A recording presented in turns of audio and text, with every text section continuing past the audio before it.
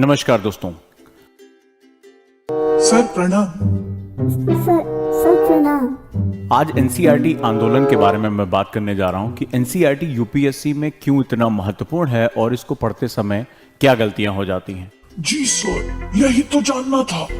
NCERT आंदोलन है आंदोलन सर। अरे मेरा बड़ा मन था आंदोलन में हिस्सा लेने का। अरे बोलिए ना सर, जितना लड़का लपाटा है सबको बुला लेंगे, गांव मोहल्ला सबसे। हट जाओ। सर आंदोलन की बात कर रहे हैं, एनसीईआरटी आंदोलन की। बुर्बक कहीं की। अरे बुर्बक, ये वो आंदोलन नहीं है। आंदोलन सर का एनसीईआरटी क्लास है ना सर? और ये एनसीईआरटी आंदोलन आपकी एनसीईआरटी की जो मेजर प्रॉब्लम्स है उसको शॉर्ट आउट करने के लिए बनाया गया है, ताकि आप कम से कम समय में एनसीईआरटी जैसी महत्वपूर्ण किताब, एक बहुत ही महत्वपूर्ण डॉक्यूमेंट को आप आसानी से पूरा कर सकें। ये बात अब समझ में आई ना। एनसीईआरटी आंदोलन क्या है? जो अपना फंडामेंटल बनाना चाहता है वो जब इस डॉक्यूमेंट के साथ डील करता है तो 2000 से ज्यादा पन्ने उसको डील करने पड़ते हैं। है तो यह। अगर वो केवल नई एनसीईआरटी ही पढ़ रहा है तो अच्छा, पढ़ने में भी बहुत अच्छा खासा समय लगता है, और जब ये इससे गो थ्रू होता है तो उसकी हालत खराब हो चुकी होती है। वो काफी एग्जॉस्टेड और थका हुआ और डिसओरिएंटेड महसूस करता है कि उसने पढ़ने के बाद कुछ हासिल किया या नहीं किया।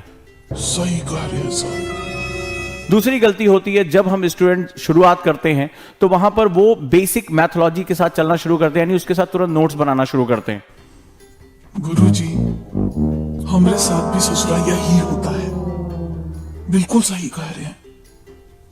नतीजा ये होता है कि उनकी जो ग्रोथ होती है, यानी कि जो उनकी किताबें पूरी करने का समय, वो बहुत ज्यादा लगने लगता है। कुछ समय बाद उनको उलझन होने लगती है। 2-3 महीने का जब समय बीत जाता है तो उनको लगता है कि अभी तो मेरा एक ज्योग्राफी पूरी खत्म नहीं हो पाई, अभी तो हिस्ट्री, पॉलिटी ये सब बचा हुआ है। और फिर वो क्या होता है कि वो आधे अधूरे प्रोजेक्ट को वहां छोड़ देते हैं। यकीन मानिए शायद ऐसा ही आपके साथ होता होगा। बिल्कुल बिल्कुल सर। तो सबसे पहले हमें यह समझना पड़ेगा कि यह बहुत बल्क मटेरियल है और इसमें हमें अपने काम की चीजें जो यूपीएससी के रिक्वायरमेंट है उसको निकालना बहुत जरूरी होता है। ये हमारी 2 गलतियां होती हैं। तो कैसे करें सर? या तो हम केवल उसको रीडिंग करते हैं, गो थ्रू करते हैं, तो उसमें हमारा जो जिसे कहते हैं कॉन्सेप्ट, जो क्रक्स होता है वो हमसे छूट जाता है। या तो अगर हम स्लो एक एक करके नोट्स बनाना शुरू करते हैं तो हमारी स्पीड खत्म हो जाती है और थोड़े समय बाद हमें लगता है कि हम डिसओरिएंटेड हो चुके हैं और हम कभी अपनी मंजिल तक नहीं पहुंच पाएंगे। कितना सही बात बोले हैं।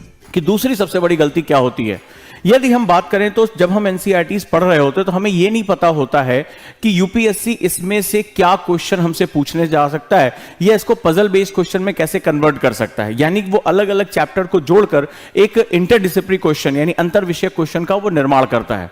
तो होता क्या है कि पढ़ते समय जो स्टूडेंट होता है वो जब इसकी फर्स्ट रीडिंग करता है या एनसीईआरटी पढ़ता है तो वो केवल इंफॉर्मेशन यानी सूचनाओं पर बहुत भरोसा करता है। वो इंफॉर्मेशन पढ़ता है, उसको लगता है कि जो बोल्ड में लिखा हुआ है या जो बॉक्स में लिखा हुआ दैट इज वेरी इंपॉर्टेंट, और वो उसको इंटरलिंक नहीं कर पाता, कनेक्ट नहीं कर पाता है। इसके लिए एक एक्सपीरियंस की जरूरत पड़ती है। अरे उसके लिए तो आप हैं ना सर।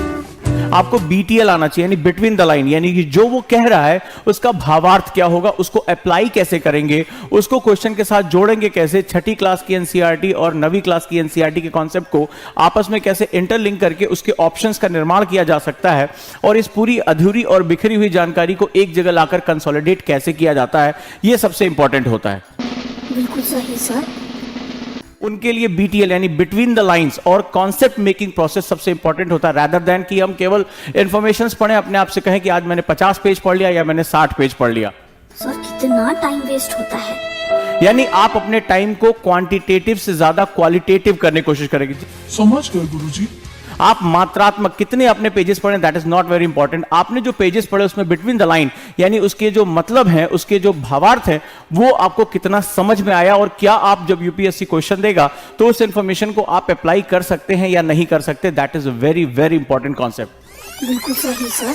तो इस बैच को मैंने कुछ अलग तरीके से जो है वो फॉर्म किया, इसीलिए मैंने इसका नाम एनसीईआरटी आंदोलन रखा है, जिसमें मास मूवमेंट जोड़कर ये जो भय है, ये जो समय हम बेकार करते हैं नई एनसीईआरटी पुरानी एनसीईआरटी, इससे हमें बचाना है। और जो मेजर कॉज है, जो जैसे लक्ष्मीकांत या जो हायर बुक्स है, उसके लिए आपको प्रेरित करना है कि आप वहां जाकर उसको प्रिपेयर करें। तो जैसे सबसे पहला बीटीएल, यानी कि हम इसको बिटवीन द लाइन हम जिसे कहते हैं, यानी कि वो टीचर अपने एक्सपीरियंस से निकालता है।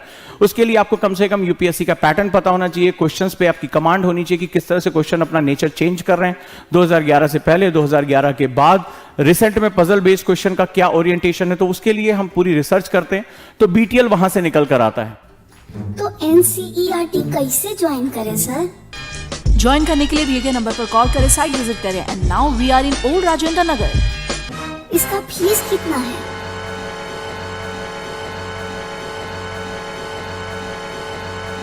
ये तो किताब से भी कम दाम में कोर्स है सर।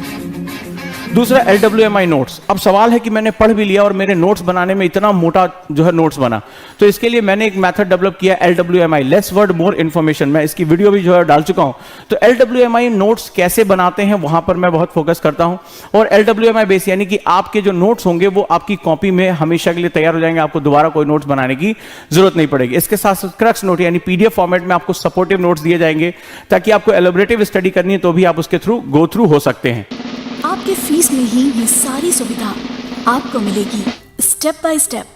अगला जो सबसे महत्वपूर्ण, चूंकि मुझे जाना जाता है करंट अफेयर्स ओरिएंटेड के लिए, और करंट अफेयर्स में जो मेरी कमांड है वो उसके साथ मैं आपको एनसीईआरटी के साथ जोड़ूंगा।